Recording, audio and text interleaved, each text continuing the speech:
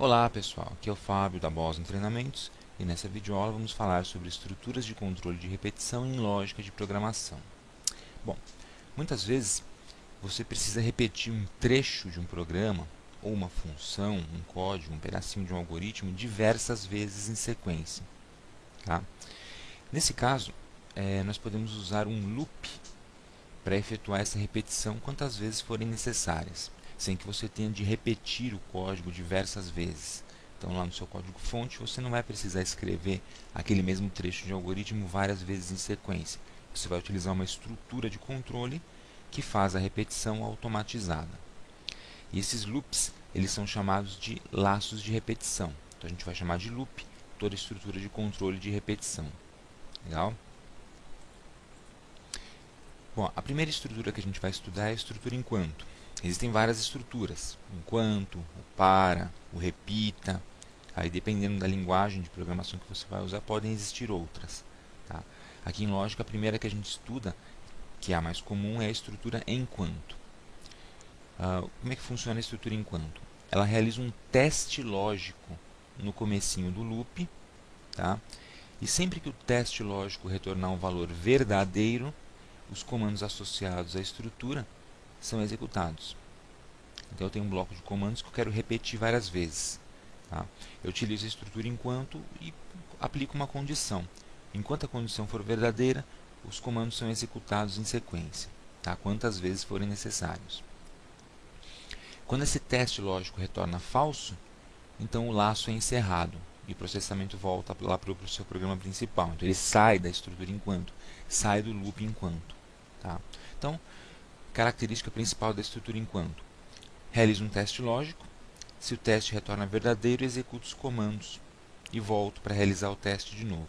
Enquanto o teste ficar retornando verdadeiro, eu vou executando aqueles comandos. Quando o teste retornar falso, eu saio da estrutura enquanto. Tá? A sintaxe da estrutura é essa daqui. Você usa a palavra enquanto, estabelece suas condições, que são testes lógicos, tá? Utilizando operadores lógicos e relacionais. Faça. E aí você coloca o seu bloco de instruções. Quantas instruções você precisar. Tá? Lembrando que essas instruções só serão executadas enquanto essas condições retornarem o valor lógico verdadeiro. Tá? Quando as condições retornarem o valor lógico falso, eu pulo para o fim enquanto e saio da estrutura. Tá? As condições podem ser quaisquer condições, você vai aplicar o teste lógico dependendo do que o seu programa pede. Tá? Vamos ver um fluxograma da estrutura de repetição enquanto. Ele é bem simples de entender. Tá? Você tem o teste lógico, que é a sua condição. Se o teste retorna verdadeiro, você executa as instruções e aí realiza o loop. Olha só, eu volto para a condição para testar de novo. Testo. Retornou verdadeiro? Executo de novo o código, as instruções e volto para fazer o teste de novo através do loop. Tá? Então aqui você tem um looping.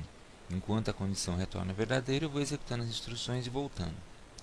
No momento em que a condição retornar falso, uma vez só, retornou falso, eu saio do loop e continuo no fluxo principal do meu programa. Tá? Eu saio do loop por aqui e acabou. Aí eu não testo mais a condição e saio da estrutura enquanto. Tá? Bom, para entender legal como funciona, nada melhor do que um exemplo. Então vamos ver esse exemplo aqui.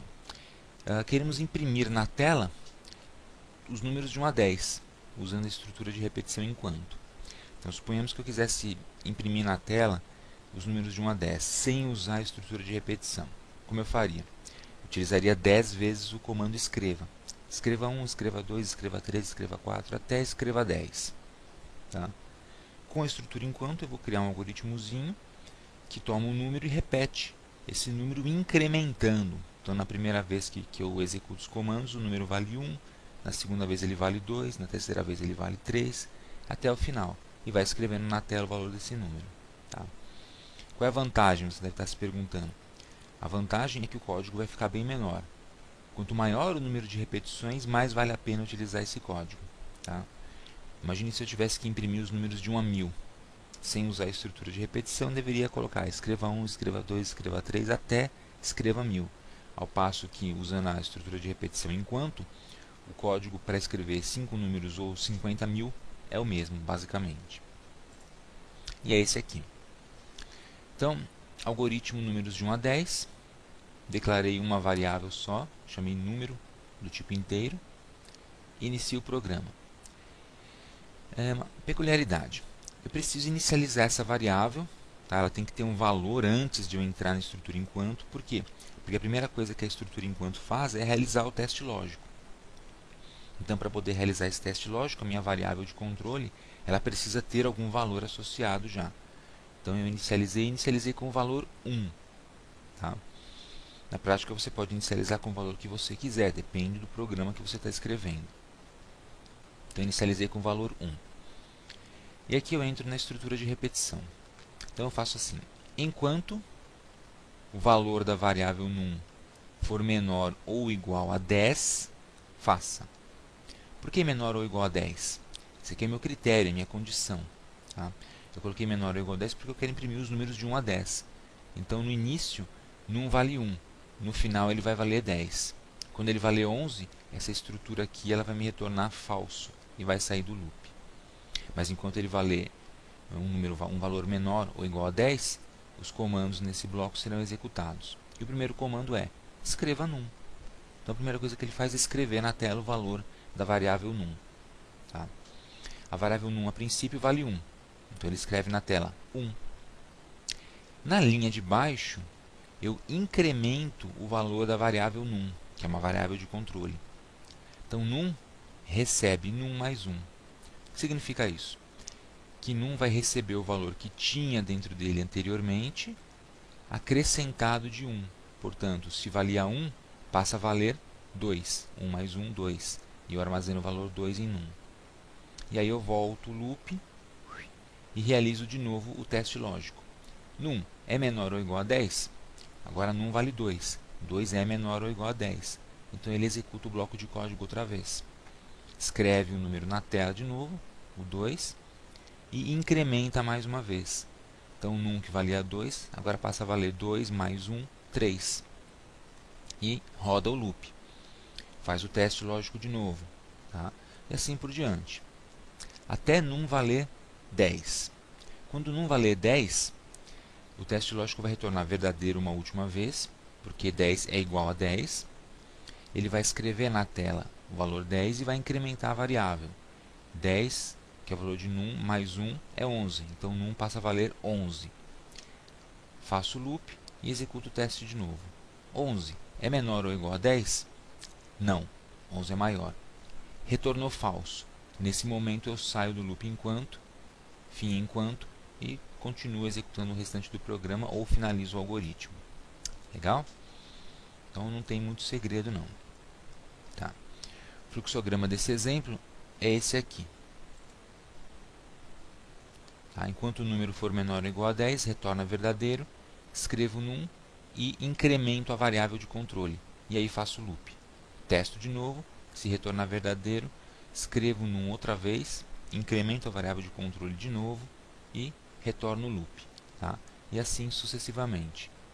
Quando num deixar de ser menor ou igual a 10, quando ele passa a valer 11, por exemplo, esse teste lógico retorna falso, e aí eu vou tomar esse outro caminho. Tá? Saio do loop, não executo os comandos e prossigo aí a execução do meu programa. Beleza? Bom, vamos implementar esse programinha lá no Visual G para a gente verificar a funcionalidade. Então, eu vou chamar esse algoritmo aqui de números de 1 a 10. Vou declarar minha variável num, do tipo inteiro nesse caso, num. Agora vamos colocar os comandos. Opa. Bom, primeiro passo, inicializar a variável, porque ela tem que ter um valor a princípio para ser utilizado como teste lógico. Lembre-se que a função enquanto, ela realiza o teste lógico no comecinho. Então, a primeira coisa que ela faz, testa. Tá? Se o teste retorna verdadeiro, aí executa o bloco de comandos. Se retorna falso, sai da estrutura. Então, eu preciso ter um valor já associado. Tá? Então, num recebe 1.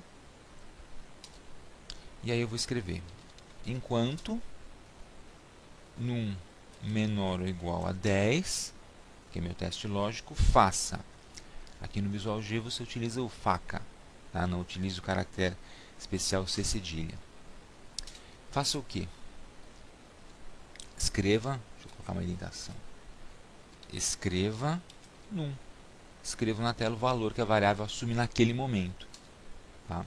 E incremento a variável. Então, num recebe num mais 1. Aí a variável passa a valer um valor diferente. E fim enquanto. Fim enquanto tudo junto, tá? Então, inicializo o num com 1. Verifico se o valor é menor ou igual a 10. Se for, executo esse bloco de comandos, que é escrever na tela o valor e incrementar a variável. Daí eu rodo o loop, ele volta para cá automaticamente, para o enquanto, e executo o teste de novo. Tá? Enquanto ele retornar verdadeiro, ele fica aqui rodando e executando os códigos.